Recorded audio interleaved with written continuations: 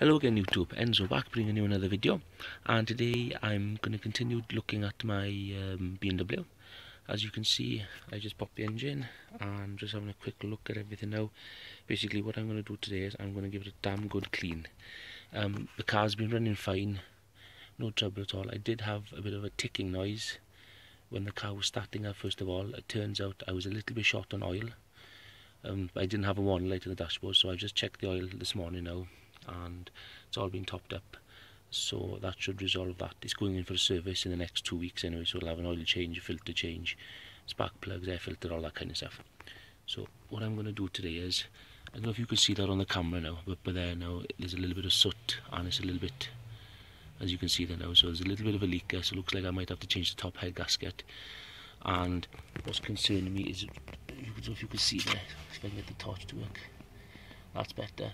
You can see all that deposit there though, so obviously there's a bit of a leak that's been going on for a while. I haven't really taken any notice of it because it's been good on oil, but I'm going to have a look at that now and see if I can give it a good clean up and actually see where it's coming from. And I don't know if you can see the protective skid plate there at the bottom, plastic cover.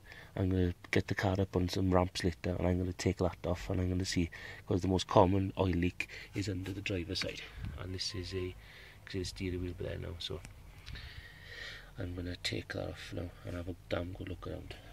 And basically I'm just going to be using some gloves, some WD-40 and Kermit the Frog